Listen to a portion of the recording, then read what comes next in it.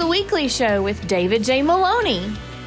This week, David chats with director Michelle Danner. And now, here's your host, David J. Maloney. Welcome, everyone, to The Weekly Show. I'm your host, David J. Maloney. On tonight's show, we've got part two of my interview with Michelle Danner. Michelle's career in the film industry spans decades and involves some of the most well-known names in Hollywood. She's back tonight to finish our chat about her incredible life and work as an acting coach and director. We've got Michelle Danner back with us again after the break, so don't go anywhere. We'll be right back.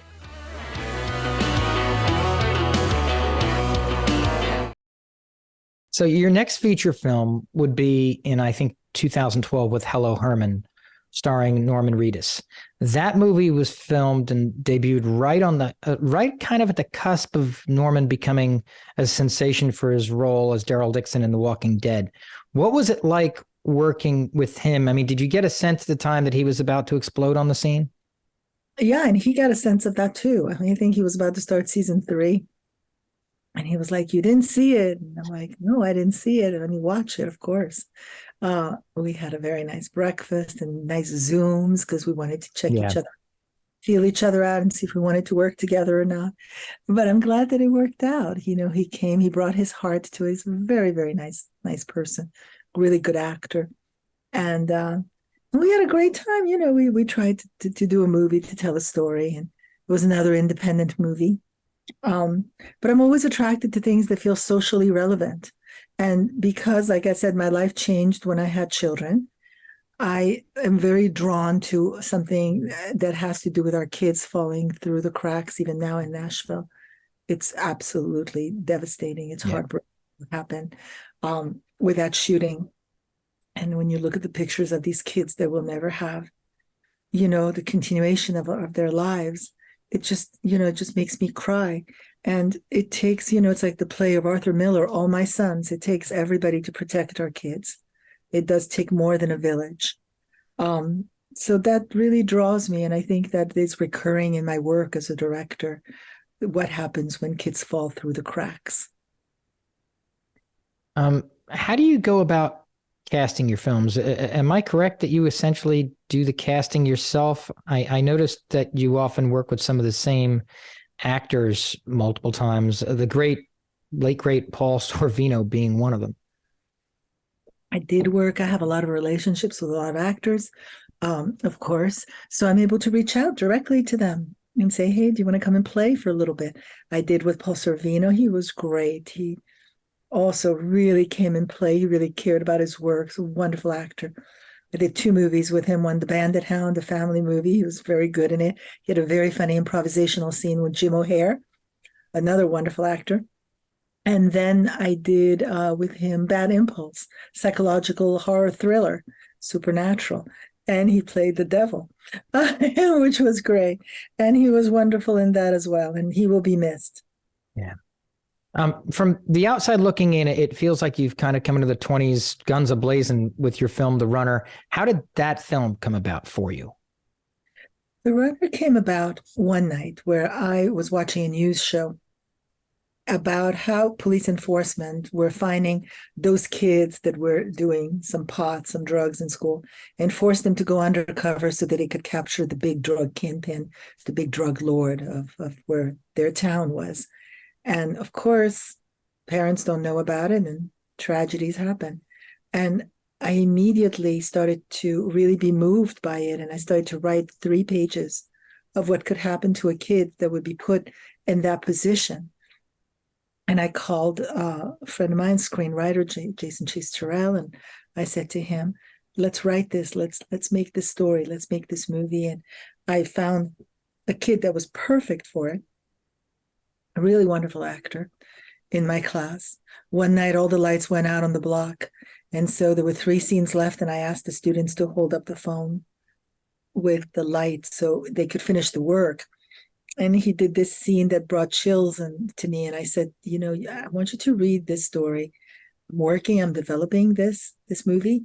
And he loved it. And the rest is history, except for one thing. It almost did not get made because we were going to push it, as many movies always get pushed, to April. And we ended up shooting it in December and then shooting the rest of it in January, February, and right before March, before the lockdown. So I had time, very, quiet time to edit, which was a great learning experience. Because normally it's always like, the urgency of getting it done, on the fast lane all the time. And I was taking my time and exploring more choices. And I realized, boy, if I can just bring this experience into everything that I do, that would be just great. Well, and it seems as if the lead in that film, I mean, he seems like he's got a really bright future ahead. I mean, I watched parts of that, and I mean, riveting. Yes, after the movie, he ended up signing with, with a big agent in Hollywood, and he booked 2 movies with Ridley Scott. And one is coming out now, Napoleon. He has a good part in it. I can't wait to see it. Let's chat about what we've all been waiting for, your incredible feature film, Miranda's Victim. I know I'm an attorney also aside from doing this, so I know the story already. Tell us, but I want you to tell us the story behind the film and how you became attached to direct it. So I am very interested, fascinated with crime stories. As a matter of fact, everybody, my whole family makes fun of me all the time because I watch all the Datelines and the 48 Hours and the Forensic Files and all of it. I'm fascinated about how someone can turn on someone and act on their dark side. So on a Sunday, I get the offer. I get this email saying, we'd like to offer you this movie. Well, would you be interested? And I was like, wow, they must know that this is right up my alley. I think I even emailed that back. This is right up my alley. I feel like I did. And normally I wait till Monday to get into the office and, we do emails and stuff. But I answered myself, which is very unusual. And I was immediately drawn to the story. And of course, immediately understood that nobody told the story before. It was completely unique. My last movie, The Runner, first scene in the movie, you have the right to remain silent. Anything will be held, the whole thing. But I never questioned, where did that come from? And so this movie tells us the story, how the Miranda rights came about. But at the core of it, there's a story of a very brave woman, 18 at the time, Patricia Weir, who defied everybody, took her power, and decided that she needed to speak the truth. The movie's not released yet. They'll probably be released in the fall, but it premiered as the opening night movie in the Historical Theater in Santa Barbara, Theater. And on last Thursday, it premiered in Tampa, Florida, at the Tampa Theater, another historical theater. So we played 2 historical theaters. One had 2,000 people. The other one had close to 1,000. And people really responded to the movie. They laughed at times. They were outraged. They cried, but everybody felt at the end when it said, for every thousands of, of rapes and violations, only about 5 people, there's only 5 convictions. And that's a statistic that is scary.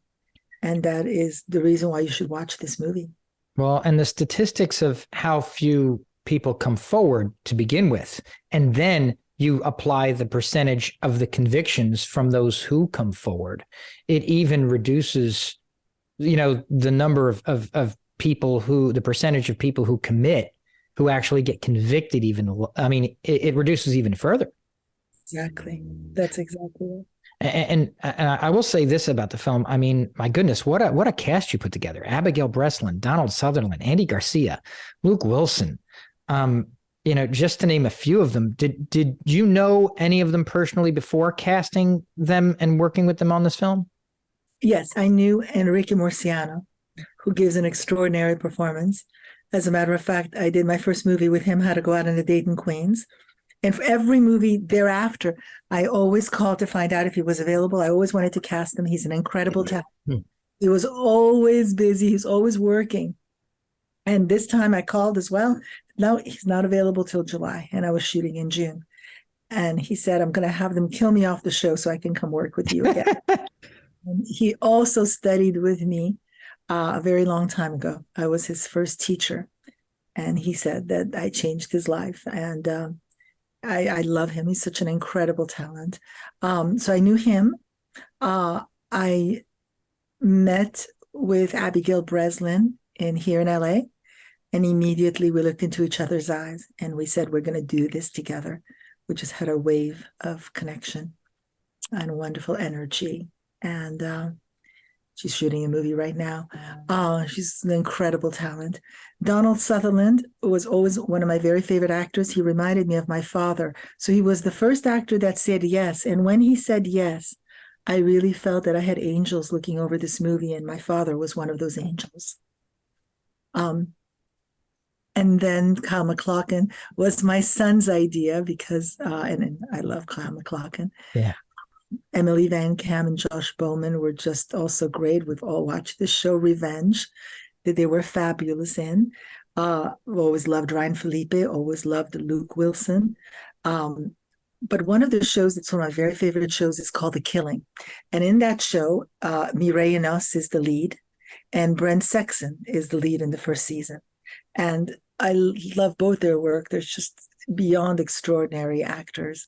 And I asked them both, and they said yes, and they were my first choice. I got a lot of my first choices.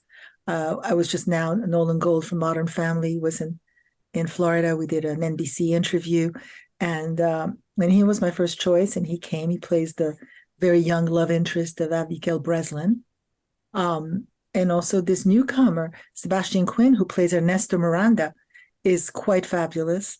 I'm sure I'm forgetting somebody, but Dan Lauria, who actually I did know, and I did another movie with him, Bad Impulse.